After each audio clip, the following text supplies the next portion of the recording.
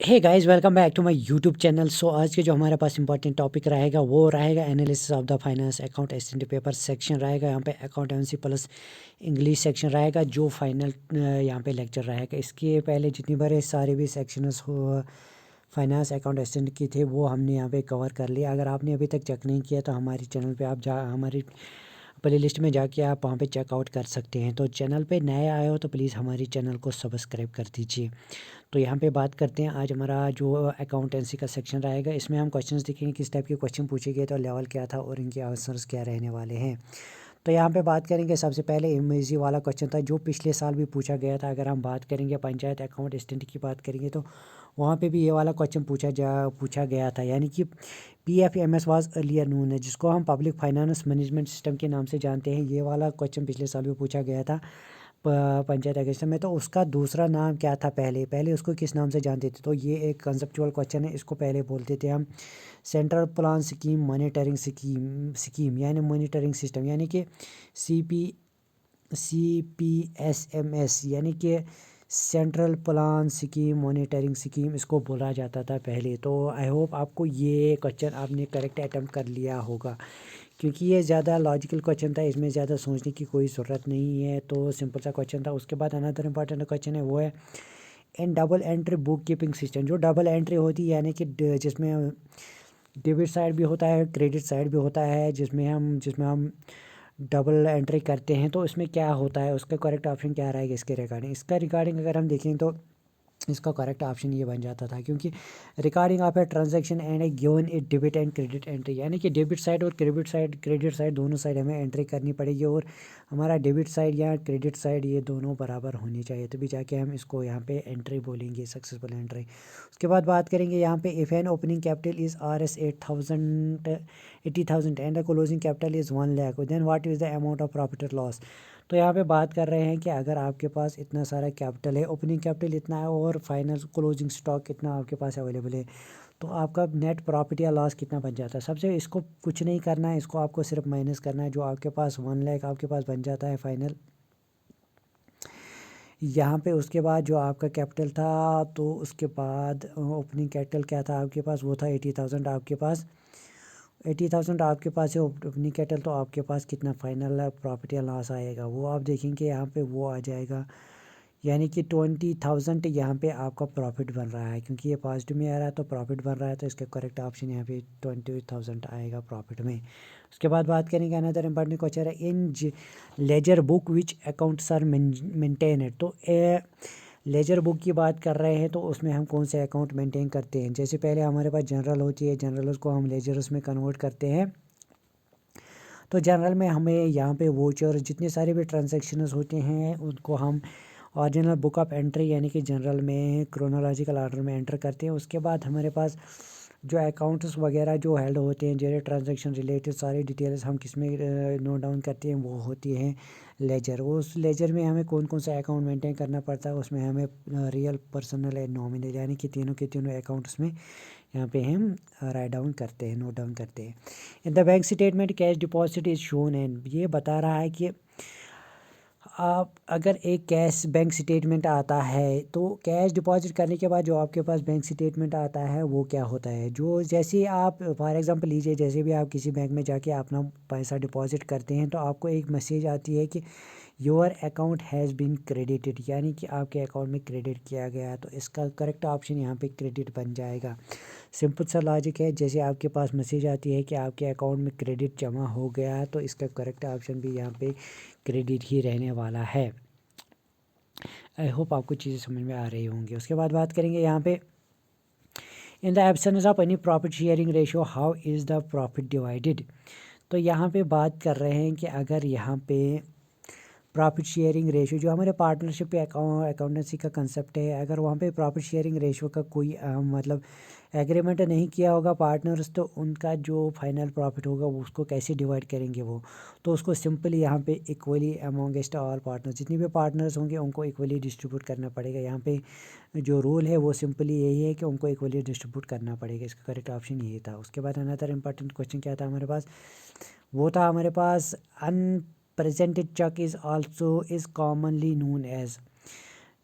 जो चेक अभी प्रेजेंट नहीं हुई होगी उस चेक को हम कॉमनली क्या कहते हैं?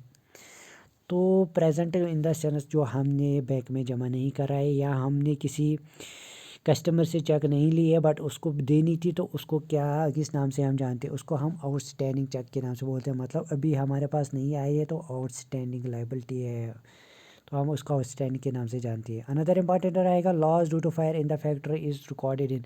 जो फैक्ट्री में अगर लॉस हो जाएगा with the cause of fire की वजह से, तो वो लॉस किस अकाउंट में हम यहाँ पे नोट डाउन करते हैं? तो वो हमारा प्रॉफिट एंड लॉस अकाउंट में हम उसको नोट डाउन करते हैं। ये इसका करेक्ट ऑप्शन है।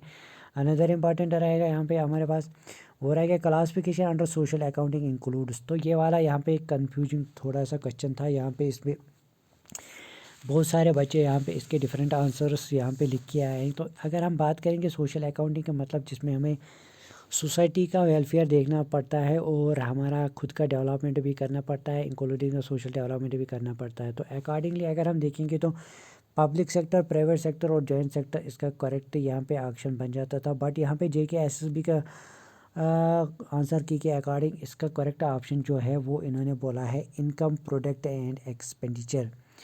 तो आई होप JKSSB इस क्वेश्चन को यहाँ पे मॉडिफाई करने, इसकी रिप्रेजेंटेशन के बाद इसको आंसर चेंज करेंगे। अगर ये वाला कंसेप्ट मुझे तो समझ में नहीं आया हो बट JKSSB ने ये करेक्ट ऑप्शन इसका बताया। चलिए देखते हैं रिवाइज्ड आंसर की में इसका क्या आंसर आएगा। उसके बाद बात करेंगे another important question, which of the following is the correct. यहाँ पे हमारे पास जो इक्वेटी जहाँ पे इक्वेशन है, जो यहाँ पे अकाउंटेंसी में हमारे पास जनरल इक्वेशन है, अकाउंटिंग इक्वेशन जिसे हम बोलते हैं, तो वो किसके बराबर होती है? सिंपल सी होती है। हमारे पास जो हमारे पास एसेट्स होते हैं वो किसके बराबर होते हैं?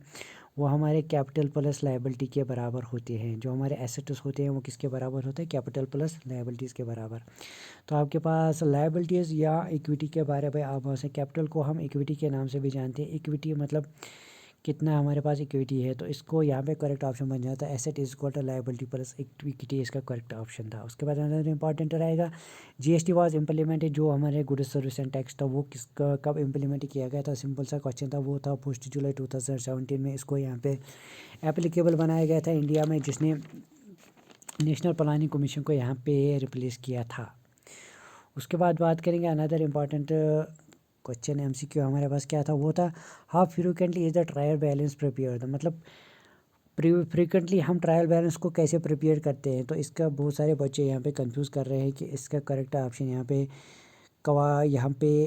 एंड ऑफ द मंथ, कुछ लोग बोल रहे हैं ड्यूरिंग द ईयर, कुछ लोग बोल रहे हैं क्वार्टरली, बट यहाँ पे trial balance usually end of the financial year prepare किया जाता है। तो इसका करेक्ट ऑप्शन यही रहेगा।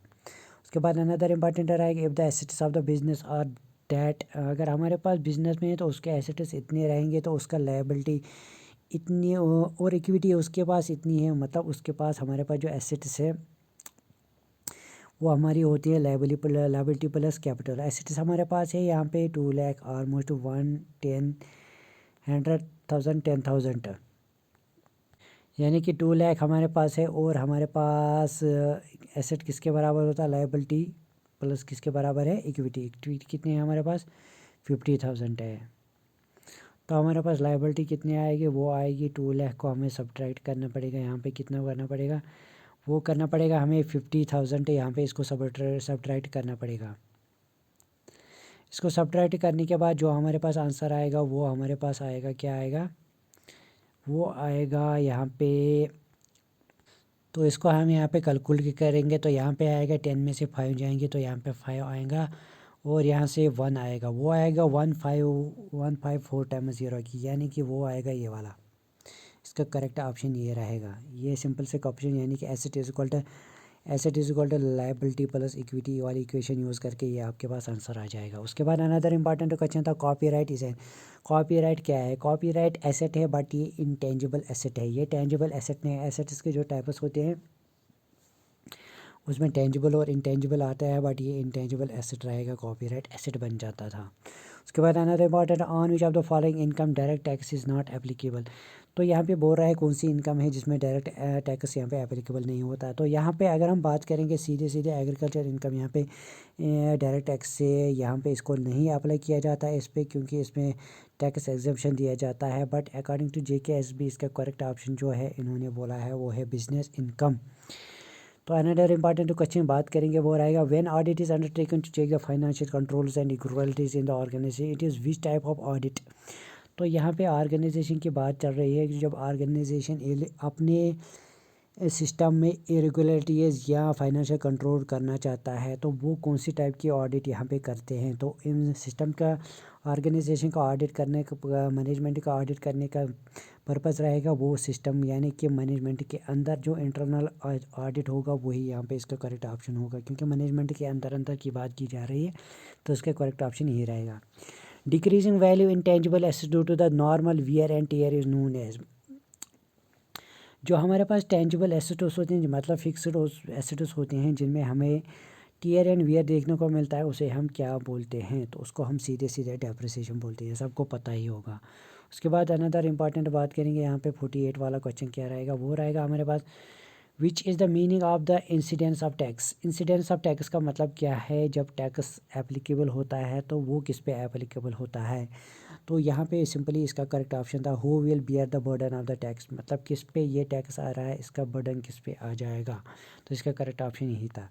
अनदर इंपॉर्टेंट था in case of an overcharge what of the following is document issued. अगर किसी यहाँ पे ओवर चार्ज होता है, यहाँ पे एक्सेस में सप्लाई होती है, फॉर एग्जांपल अगर कोई सप्लायर या सेलर बायर को एक्सेस में सप्लाई कर देता है या लेस सप्लाई कर देता है तो उस टाइम जो सेलर होता है वो एक यहाँ पे क्रेडिट नोट इशू कर देता है, मतलब वो क्रेडिट नोट इशू कर देता है। Credit note issue in the sense वो किसको भेज देता है, वो यहाँ पे क्रेडिट नोट भेज देता है बायर को कि भाई हमने तेरे को एक सरप्लस में गुड्स भेज दिए है, तो वहाँ से वापस में रिप्लाई आता है डेबिट नोट। डेबिट नोट यहाँ पे बायर भेज देता है कि भाई हाँ मैंने ये आपका प्रोडक्ट रिसीव कर लिया है, तो इसका करेक्ट ऑप्शन बन जाता था हमारे पास क्रेडिट नोट यहाँ पे। अनदर इंपॉर्टेंट रहेगा that is documentary evidence in the transaction. तो यहाँ पे डॉक्यूमेंट्री एविडेंस क्या रहेगा ट्रांजैक्शन का, तो सिंपल सा क्वेश्चन था, इसका करेक्ट ऑप्शन रहेगा voucher. But according to JKSB इन्होंने करेक्ट ऑप्शन बताया है यहाँ पे इंडेक्स। इसकी रिप्रेजेंटेशन बच्चों ने दी है, चलो देखते हैं इसका रिवाइज आंसर की में क्या आंसर देंगे वो। लेजर अनदर इंपॉर्टेंट क्वेश्चन रहेगा ledger account is prepared with the help of. जो हमारा लेजर अकाउंट होता है वो हम किस बेस पे यहाँ पे प्रिपेयर करते हैं। तो सबसे पहले अगर मैं आपको बताना चाहूँगा, पहले हम जनरल को प्रिपेयर करते हैं, जनरल के बाद ही हम लेजर यहाँ पे प्रिपेयर करेंगे। तो इसका बेस जो लेजर का बेस रहेगा वो सीधे सीधे यहाँ पे जनरल पे डिपेंड करेगा। अनदर इंपॉर्टेंट रहेगा trial balance help to check the accuracy. जो ट्रायल बैलेंस होती है मतलब जिसमें हम credit side plus debit side को बैलेंस कर देते हैं, तो वो ट्रायल बैलेंस हम किसको चेक करने के लिए यूज़ करते हैं। तो ट्रायल बैलेंस का यूज़ होता है जनरल को चेक करने के लिए, जो हम लेजर बनाते हैं उसको चेक करने के लिए हम ट्रायल बैलेंस का यूज़ करते हैं। मतलब डेबिट साइड और क्रेडिट साइड दोनों मैच होने चाहिए। अगर डेबिट साइड ज़्यादा होगा तो इसका एडजस्टमेंट करेंगे, अगर क्रेडिट साइड ज़्यादा होगा तो उसका एडजस्टमेंट करेंगे। Expenses occur to start a business is, तो यहाँ पे भी इस क्वेश्चन में बहुत सारे कन्फ्यूजन रहा था बच्चों को। तो ये बोल रहा जा रहा है कि जिस टाइम हम बिज़नेस स्टार्ट करते हैं उस टाइम जो एक्सपेंसेस आते हैं उनको हम किस नाम से जानते हैं, वो होते हैं फिक्स्ड एसेट्स, यानी कि जो हमारे फिक्स्ड एसेट्स में इंटेंजिबल एसेट्स होते हैं। मतलब जिस टाइम हम बिज़नेस स्टार्ट करते हैं उस टाइम जो एक्सपेंसेस हम उठाते हैं जिनको हम यूजुअली रिकॉर्ड नहीं करते हैं उनको हम फिक्स्ड एसेट्स के नाम से जानते हैं। ये था इसका करेक्ट ऑप्शन। उसके बाद अनदर इम्पॉर्टेंट रहेगा वो रहेगा यहाँ पे, वेट ए मिनट गाइस, चलो गाइज ये है अनदर इम्पॉर्टेंट, वो रहेगा अनदर 54 वाला क्वेश्चन, वो रहेगा which the term social accounting was first introduce. तो यहाँ पे सोशल अकाउंटिंग की टर्म में सबसे पहले इंट्रोड्यूस किसने करी थी, तो वो करी थी यहाँ पे JR हिक्स। ये कॉन्सेप्चुअल क्वेश्चन है, याद रखना पड़ेगा आपको। अनदर इंपॉर्टेंट क्वेश्चन था आपका what is the main objective of the audit. Audit का मेन ऑब्जेक्टिव क्या रहता है, तो अगर हम सिंपली यहाँ पे देखेंगे तो इसका करेक्ट ऑप्शन बन जाता था। तो to detect errors and fraud, जो हम ऑडिट करते हैं, मतलब कोई भी हमारे यहाँ पे डॉक्यूमेंट प्रिपेयर हो, उसको ऑडिट करने का पर्पज़ यही होता है कि इसमें कोई खामी या नहीं रह गई हो, या कोई एरर नहीं रह गया, या कुछ में गड़बड़ नहीं की गई हो, तो ऑडिट का पर्पज़ यही रहता है। बट अकॉर्डिंग टू JKSSB की इसका करेक्ट ऑप्शन था वो था यहाँ पे to express the fear and opinion of the financial statement. Another important रहेगा P&Q are the two partners sharing the profit and loss in the 3:2 ratio. They admitted why at the new partner with 1/5 share. What will be the new profit sharing ratio? इसका profit sharing ratio क्या रहेगा? इसके according इसका JKSSB के according इसका correct option था यहाँ पे 12:8:5, यानी कि इसका करेक्ट ऑप्शन यही बन जाता था। इसको मैंने कैलकुलेट नहीं किया है, आप इसको पार्टनरशिप वाला है जो चैप्टर है वहाँ से इसको कैलकुलेट कर सकते हैं, फाइंड आउट करके इसका करेक्ट ऑप्शन भी फाइंड आउट कर सकते हैं। उसके बाद अनदर आएगा what is the main goal of the financial management. Financial management का मेन गोल क्या होता है? जो हम मैनेजमेंट करते हैं फाइनेंशियली उसका गोल क्या होता है? तो इसका करेक्ट ऑप्शन उन्होंने बोला है मैक्सिमम शेयर होल्डर्स वेल्थ, मतलब शेयर होल्डर्स का वेल्थ का बेनिफिट ज़्यादा होना चाहिए, उसकी इंक्रीमेंट होनी चाहिए, तभी हम फाइनेंशियल मैनेजमेंट का पर्पज़ मेन होता है।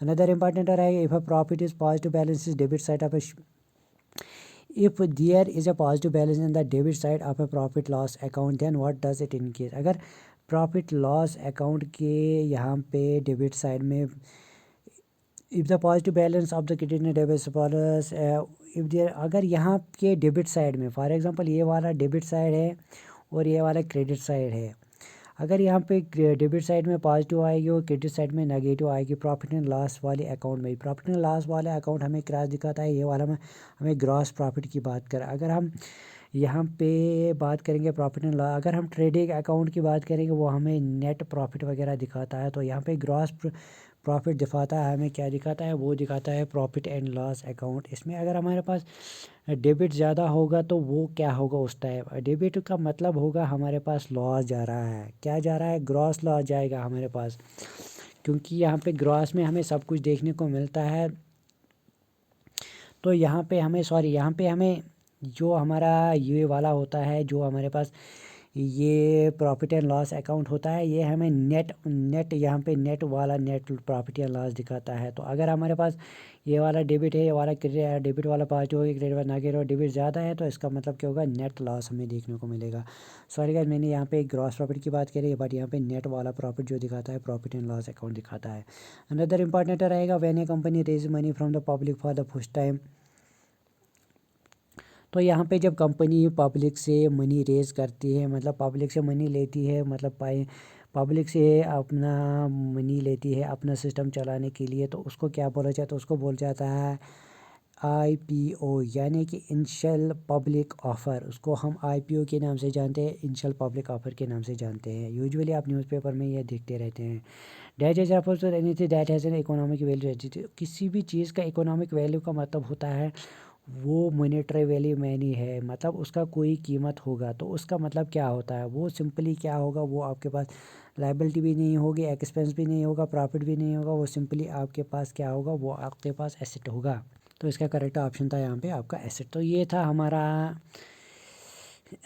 अकाउंटेंसी वाला सेक्शन। उसके बाद बात करेंगे जनरल इंग्लिश वाले सेक्शन की, बात करेंगे जल्दी जल्दी से। उसके बाद बात करेंगे यहाँ पे एक आइडियम फ्रेज दिया गया था, वो दिया गया था हमारे पास, क्या दिया गया था? ए वेट ब्लैंकेट। आप इसका मीनिंग, फ्रेज का मीनिंग बताइए। तो इसका करेक्ट ऑप्शन यहाँ पे था वो था a person who ends the joyable activity, यानी कि वो वाला बंदा जो सरद दिल होता है, मतलब जो यूजुअली खबा खबा सा रहता है, मतलब मूड में रहता है, तो उसको वेट ब्लैंकेट के नाम से जानते हैं हम। अनदर इम्पॉर्टेंट था वो था read the following meaningful sentence. तो इसको मीनिंगफुल सेंटेंस बनाने का पैटर्न आपको फाइंड आउट करना था। तो अगर हम इसको मीनिंगफुली यहाँ पे फाइंड आउट करना चाहेंगे तो इसको फाइंड आउट कर सकते हैं। तो आपके अकॉर्डिंग इसका करेक्ट ऑप्शन क्या बन जाएगा? आप मुझे बताएंगे इसका आंसर, जल्दी जल्दी बताएंगे मुझे आप इसका आंसर। तो इसका करेक्ट ऑप्शन आप यहाँ पे JKSSB ने दिया था, वो दिया था इन्होंने BACD, ये वाला दिया था BACD वाला। आप इसको अकॉर्डिंगली चेक कर सकते हैं। अनदर इम्पॉर्टेंट था ही सेड द, ये था नरेशन वाला, इसको चेंज करना था। He said to home please wait here till I return, यानी कि रिपोर्टिंग वर्ब और रिपोर्टिंग स्पीच का कंसेप्ट यहाँ पे चलेगा। इसको यहाँ पे कामास को कन्वर्ट करने के लिए हमें डैट का यूज़ करना पड़ता है। तो आप देख सकते हैं डैट किस में यूज़ किया गया है। तो यहाँ पे हम देखेंगे किस में यूज़ किया गया है। तो यहाँ पे सिंपली अगर हम बात करेंगे तो इसको चेंज करने का पैटर्न हमें इसमें मैच हो रहा है। He requested him to wait दिए ही रिक्वेस्टेड ई सैड को हम यहाँ पे चेंज कैसे कर सकते हैं। प्लीज़ का मतलब होता है प्लीज़, हम यूजुअली हम जब रिक्वेस्ट करते हैं तभी हम इसको यूज़ करते हैं, तो इसका करेक्ट ऑप्शन ये बन जाता था। अनदर इम्पॉर्टेंट था identify the following in passive voice. Passive voice में कौन लिखा हुआ गया है, तो यहाँ पे इसके अकॉर्डिंग JKSP के अकॉर्डिंग ये वाला करेक्ट ऑप्शन था। बट पैसिव वॉइस में कामा का यूज़ किया गया यहाँ पे, आई थिंक इसमें थोड़ा सा कंफ्यूजिंग लगा था मुझे।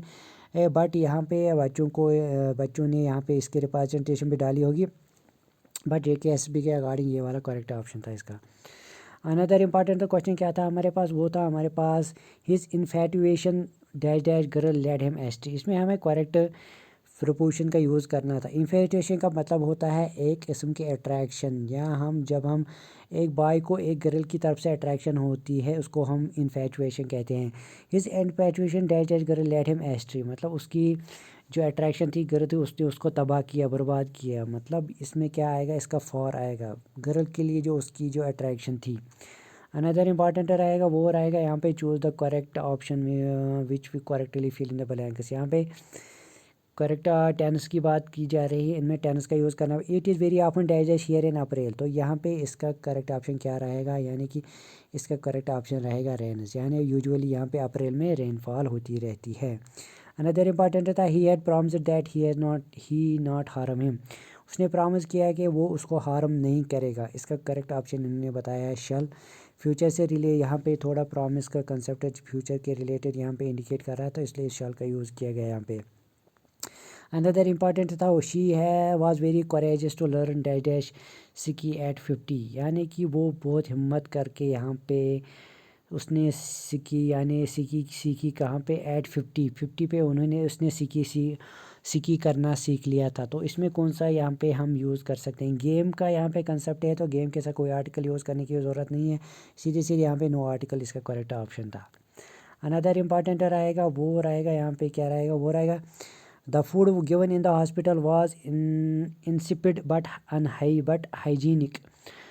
इस जो हाईलाइटेड वर्ड है इसका मीनिंग क्या है, एक तो जो हॉस्पिटल में फूड दिया गया वो तो हाइजीनिक था बट वो इंसिपिड था, मतलब हाइजीन तो था बट उसके अलावा उसमें एक डिफेक्ट था, वो क्या था, वो था टेस्टलेस, यानी कि हाइजीनिक था बट टेस्टलेस था। इसका करेक्ट ऑप्शन यही बनता था। उसके बाद 70 वाला यानी फाइनल वाला क्वेश्चन क्या था, इसमें था it is not dash dash to dash dash nasty emails to your subordinates, यानी कि आपको ये नहीं करना चाहिए, क्या नहीं करना चाहिए, राइट यानी लिखना नहीं चाहिए टू किसको, सॉरी यहाँ पे इट इज़ नॉट राइट, ये बिल्कुल भी नहीं सही है, मतलब ये गलत बात है। टू राइट मतलब लिखना, आपको नहीं लिखना चाहिए। नास्ट ईमेल टू सबऑर्डिनेट्स, यानी आपको किसी बंदे को मेल भेजना है तो आपको ये गलत काम नहीं करना चाहिए, आपको राइट सही लिखना चाहिए। इसका करेक्ट ऑप्शन यही बन जाता था राइट।